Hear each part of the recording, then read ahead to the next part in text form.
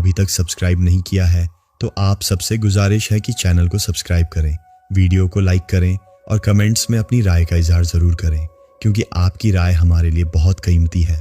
और हाँ, अगर आपके साथ भी कोई खौफनाक वाक़या पेश आया है तो स्क्रीन पर दिए गए व्हाट्सएप नंबर पर हमारे साथ शेयर करें। बहुत शुक्रिया। दोस्तों, आज का वाक़या हमें पेशावर से करीम खान ने भेजा है। करीम खान पेशे से एक ट्रक ड्राइवर हैं और तकरीबन 25 साल से पाकिस्तान के हर एक कोने में ट्रक चलाते आ रहे हैं। ये खौफनाक वाक़या जो आज की कहानी में मैं आपको सुनाऊंगा, ये खुद करीम खान की आप बीती है। तो चलिए करीम खान की ही ज़ुबानी सुनते हैं। मेरा नाम करीम खान है। मेरा ताल्लुक़ पेशावर के एक छोटे से गांव से है। मेरी फैमिली में मेरी एक बीवी और 4 बच्चे हैं। मैं तकरीबन 1998 से मुख्तलिफ इदारों में ट्रक चलाता आ रहा हूँ। शुरू में तो मैं पेशावर और उसके आसपास के इलाके में ट्रक चलाता था, लेकिन ज्यों-ज्यों तजुर्बा होता गया और महारत आती गई तो दूसरे शहरों में भी मेरा हर हफ्ते का आना जाना होता ही रहा। वैसे भी हम ट्रक ड्राइवर्स की तकरीबन सारी ही ज़िंदगी रास्ता काटने और रास्ते को समेटने में ही गुजरती है। कभी एक शहर से दूसरे शहर, कभी इस सड़क से उस हाईवे तक, तो कभी एक मकाम से दूसरे मकाम तक। बहरहाल एक रात 2007 के नवंबर में मैं अपने घर में आराम कर रहा था कि मुझे मेरे सेठ की कॉल आई। उसने मुझे कहा कि करीम खान, तुम ट्रक लेकर फ़ौरन अड्डे पे पहुंचो। यहाँ से कुछ सामान लोड करवाकर फ़ौरन कराची की तरफ निकलना है और यह काम अर्जेंट बेसिस पे ही करना है, क्योंकि अगले रोज़ तक यह माल तुम्हें कराची लाजमी पहुंचाना है। कहते हैं कि मैं काम के मामले में और सामान की नकल व हमल के मामलों को लेकर काफ़ी जिम्मेदार था, और यही वजह थी कि जब कोई अचानक ऑर्डर आता या कोई जिम्मेदारी का काम होता तो अक्सर सेठ मेरा ही इंतखाब किया करता था। खैर, मैंने रात के तकरीबन 8 या 8:30 बजे बताए हुए अड्डे पे पहुंच के माल लोड करवाया और बताए हुए रास्ते पे कराची के लिए निकल पड़ा। पेशावर से कराची का सफ़र तकरीबन 1500 से 1600 किलोमीटर्स का था, जो मुझे मुमकिना तौर पे 18 से 20 घंटों में ही मुकम्मल करना था, जो कि उस वक्त के हिसाब से थोड़ा मुश्किल था। लेकिन मैंने अल्लाह का नाम लिया और निकल पड़ा।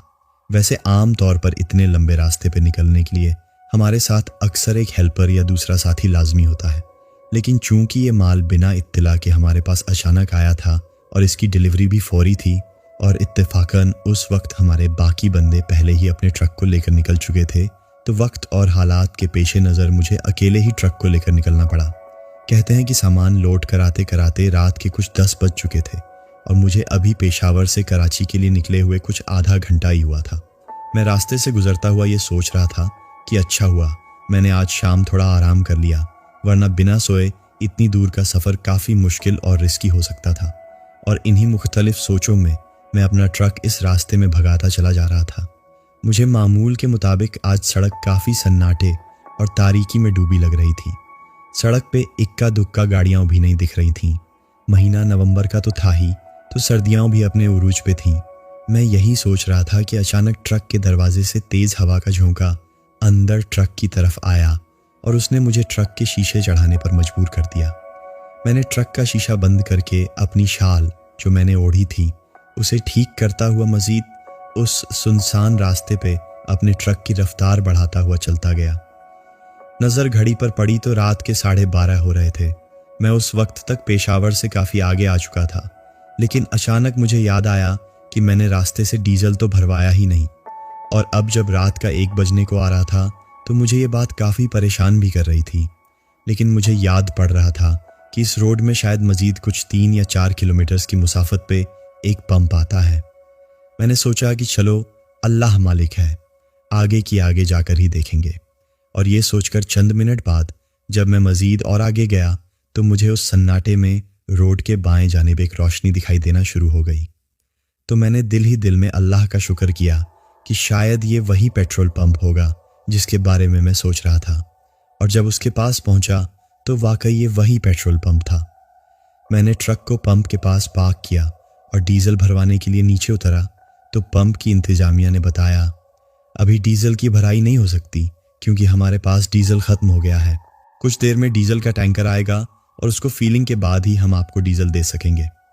मुझे काफ़ी परेशानी हुई क्योंकि उनके सारे मामलात में कम अज़ कम 1.5 से 2 घंटे तो लग ही जाने थे, और इस पंप के बाद 20 से 25 किलोमीटर्स तक कोई और दूसरा पंप नहीं था। खैर, मैंने आगे जाने के बजाय यही इस पंप पे इंतज़ार करना बेहतर समझा, क्योंकि मुझे नहीं पता था कि मेरे पास मज़ीद और कितना डीजल मौजूद है। क्या मैं इस मौजूदा डीजल के बगैर ये मज़ीद 20 से 25 किलोमीटर का सफ़र तय कर भी सकूंगा या नहीं। खैर, मैंने वहाँ रुकना और इंतज़ार करना ही बेहतर समझा, और चंद घंटे के इंतज़ार के बाद जब डीजल का टैंकर आया और मैं डीजल जब भरवा के वहाँ पंप से निकला, तो उस वक़्त रात के कुछ 3 बज चुके थे। मुझे एक तरह खुद पे थोड़ा गुस्सा भी आ रहा था कि मुझे ये सारे मामलात लोडिंग से पहले ही निपटा लेने चाहिए थे। बहरहाल, मैं ट्रक में बैठा और एक बार फिर एक्सीलेटर पर पैर रखा और ट्रक को रोड पे भगाता हुआ ले जाने लगा। रोड बिल्कुल सुनसान और अंधेरे में डूबा हुआ था। मैं अभी उसी रोड में थोड़ी ही आगे गया था कि मुझे बाईं जानिब एक रास्ता दिखाई दिया, जो बज़ाहिर देखने में कोई शॉर्टकट मालूम हो रहा था। मैंने ट्रक साइड पे पार्क किया और वहाँ बाईं तरफ जाके इस बात की तस्दीक करने की कोशिश की कि वाकई ये कोई शॉर्टकट साबित हो सकता भी है या नहीं, क्योंकि अगर ये शॉर्टकट होता तो इससे मेरे तकरीबन 60 से 70 किलोमीटर का सफ़र बच सकता था, और जो पीछे पंप पर वक्त जाया हुआ था वो यहाँ सेव भी हो सकता था, और मुझे कराची भी तो वक्त पे पहुँचना था। तो इन सूरत हाल के पेश नज़र मैंने ट्रक को उस शॉर्टकट वाली सड़क पे उतारा। कहते हैं कि इस सड़क पे थोड़ा मज़ीद अंदर जाने से मालूम हो रहा था कि ये कोई गांव या कोई बस्ती है, लेकिन हैरान खून तौर पे वहाँ तो उस पिछली सड़क से भी ज़्यादा सन्नाटा और अंधेरा था। रात के उस वक्त कुछ 4 बजने को थे। हर तरफ सर्दी का गोरा था। रात की तारीख और कड़कड़ाती ठंडी हवाएं चल रही थीं। मैं इस सड़क पे ट्रक भगाए जा रहा था और साथ ही इस गांव नुमा बस्ती को भी अंधेरे में ट्रक की पड़ती रोशनी में देखे जा रहा था, जिसे देख के ऐसा मालूम हो रहा था कि इस गांव में काफ़ी पहले लोग रहते थे, लेकिन अब शायद उन्होंने यहाँ से नकल मकानी कर ली थी, या फिर किसी और बात को मद्देनज़र रखकर सरकार ने उन्हें यहाँ से किसी और जगह मुंतकिल कर दिया था। कहते हैं कि कहीं किसी तरफ टूटी हुई साइकिल, तो कहीं पुरानी बोसीदा सी पेड़ के नीचे बड़ी चारपाई, कहीं टूटी हुई बर्तनें और दीगर इस तरह की चीज़ें एक अलग थलग मंजर पेश कर रही थीं। पुरानी मिट्टी के बने घर, उन पे खजूर और नारियल के पत्तों से बनी छत, सब कुछ काफ़ी पुराना और कदीम सा मंजर पेश कर रहा था। मैं अपने सफ़र पे ही था कि मुझे एक झोंपड़ी दिखाई दी। उस झोंपड़ी की कोई 4 दीवारी तो नहीं थी, लेकिन टूटी फूटी सी छत थी, जिसे देख के मैंने सोचा कि क्यों ना मैं फजर होने से पहले ईशा की नमाज अदा कर लूँ।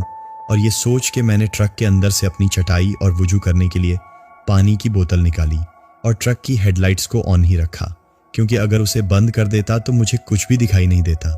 सब कुछ तो पहले से ही तारीकी में डूबा हुआ था।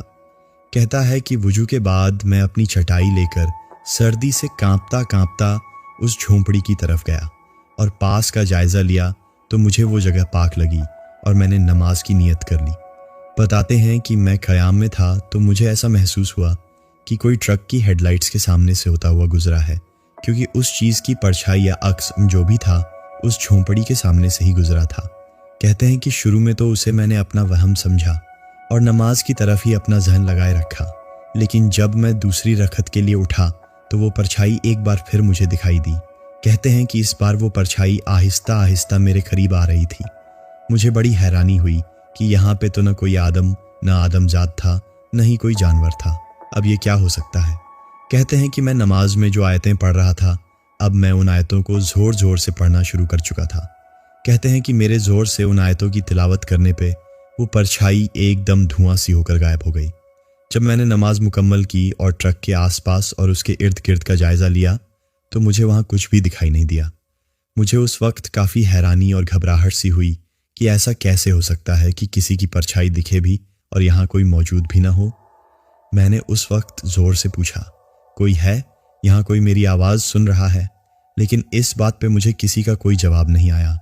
मैं इसके बाद अपने ट्रक पे चढ़ने लगा तो मुझे बिल्कुल मेरे पीछे से किसी की सरगोशी करते हुए आवाज़ आई। कोई कह रहा था, यहाँ से चले जाओ, यहाँ से चले जाओ। मैंने जब ये आवाज़ सुनी और बेसाख्ता पीछे मुड़ के देखा तो मेरी आंखों ने जो देखा मैं उसे देखकर दंग रह गया। आप यकीन जाने, मैंने देखा कि चंद लोग सफ़ेद कपड़ों में मलबूस जख्मी हालत में खून से लथपथ हुए झाड़ियों की तरफ जा रहे थे, जो बिल्कुल उस झोंपड़ी के सामने थी। आप यकीन जाने, ये सब देख के मेरे रोंगटे एकदम खड़े हो गए थे। मेरा खून जैसे जम सा गया था। मैं फ़ौरन डर कर अपने ट्रक में बैठ गया, लेकिन ट्रक में बैठने के बाद मैं वापसी पीछे नहीं गया। मैं उसी बस्ती में उसी सुनसान गांव से होता हुआ आगे की तरफ अपना ट्रक भगाता रहा, क्योंकि मैं पहले ही एक अच्छी खासी मुसाफत तय कर चुका था। अब वापस पीछे जाकर सफ़र को कंटिन्यू करना बहुत मुश्किल हो सकता था। आप यकीन करें कि मैं अभी शायद बमुश्किल 500 मीटर से आगे गया था कि मेरा ट्रक एकदम अचानक बंद हो गया। मैं इतना डर गया था कि मैं अंदर ही बैठा बैठा बार बार ट्रक स्टार्ट करने की नाकाम कोशिश कर रहा था। लेकिन आखिर कब तक मैं ये नाकाम कोशिश करता। कुछ देर बाद मैंने ट्रक का दरवाज़ा खोला और नीचे उतरकर मुआयना करने लगा। अभी मैं ट्रक का मुआयना कर ही रहा था कि मुझे मुख्तलिफ लोगों की हंसने की आवाज़ें आने लगीं। आवाज़ें इतनी भयानक और खौफनाक थीं कि मुझे समझ नहीं आ रहा था कि ये क्या हो रहा है। कोई मुझे न तो उस वक्त दिखाई दे रहा था। मुझे उस वक्त इस बात का यकीन हो चुका था कि ये गांव या बस्ती, ये बंजर इलाका, जो कुछ भी था, ये ज़रूर पुरअसरार मखलूक़ात से घिरा हुआ है। मैंने यहाँ आकर बहुत बड़ी गलती कर दी थी।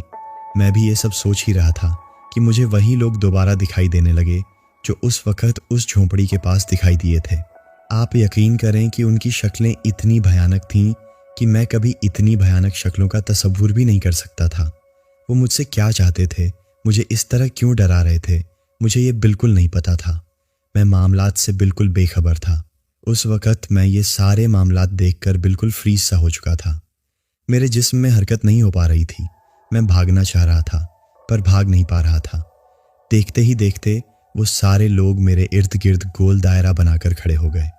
उन सब के लिबास एक जैसे सफ़ेद रंग के थे। उनके चेहरे से मुस्तकिल खून टपक रहा था। वो सारे मेरे करीब आते गए। उस वक़्त ये वो लम्हा था, ये वो पॉइंट था कि मुझे यकीन हो चुका था कि ये मेरी आखिरी रात और आखिरी ट्रक का सफ़र है। लेकिन शायद कुदरत को कुछ और ही मंजूर था। अचानक न जाने कैसे वो सारी मखलूक़ात एकदम पलक झपकते ही गायब हो गईं। शायद मैं उस वक़्त वुजू से था, इसलिए वो मेरे मजीद पास ना आ सके और मुझे नुकसान नहीं पहुंचा सके, या फिर शायद किसी की दुआ काम आ गई।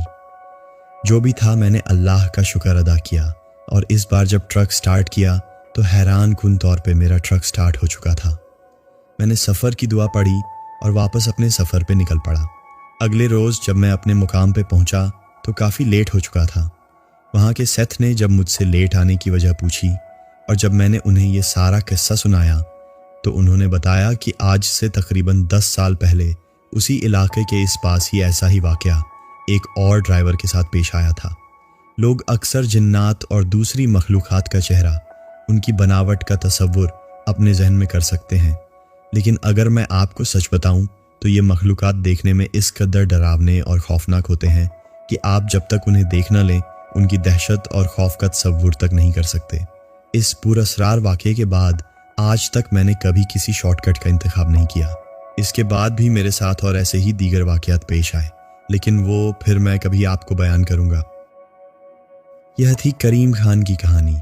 एक सादा इंसान, आम सी ज़िंदगी, लेकिन एक गैर मामूली साया जो हमेशा उसके साथ रहा। ज़िंदगी अक्सर हमें धोखे में रखती है। ऐसा लगता है जैसे सब कुछ मामूल के मुताबिक चल रहा हो, मगर फिर एक लम्हा ऐसा आता है जो सब कुछ बदल देता है। ऐसा लम्हा जो सिर्फ आंखों से नहीं, रूह तक को हिला देता है। करीम खान की ज़िंदगी में वो लम्हे बारहा आए। कभी किसी दरवाजे की छाप, कभी रात की खामोशी में किसी की सांसों की आवाज़ और कभी किसी के होने का यकीन, जबकि आस पास बज़ाहिर कुछ भी नहीं होता था। क्या यह सिर्फ वहम था या वाकई कुछ ऐसा था जो इंसानी आंखों से ओझल लेकिन हमेशा मौजूद रहा? जो लोग ऐसे लम्हात से गुजर चुके हों वो समझते हैं कि हर साया महज रोशनी का खेल नहीं होता। कभी कभी यह किसी ऐसे वजूद की मौजूदगी का इशारा होता है जो कुछ कहना चाहता है, कुछ सुनवाना चाहता है। ये कहानी सिर्फ करीम खान की नहीं है, ये उन सब की कहानी है जिन्होंने कभी न कभी किसी अनदेखे वजूद की मौजूदगी को महसूस किया हो, जिनके दिल ने किसी नामालूम खौफ में धड़कना शुरू कर दिया हो बगैर किसी वजह के। अगर आपने भी कभी किसी ऐसी कैफियत का सामना किया हो, ऐसा लम्हा जो आज भी जहन में ज़िंदा हो, तो ज़रूर अपने तजुर्बे को शेयर कीजिए, क्योंकि खौफ का सफ़र सिर्फ कहानियों का नहीं, ये एक एहसास का सफ़र है जो हम सब के अंदर कहीं ना कहीं छुपा हुआ है। अगली कहानी तक अपना बहुत ख्याल रखिए और सोने से पहले एक बार पीछे ज़रूर देख लीजिए। कुछ वजूद सिर्फ अंधेरे में नज़र आते हैं,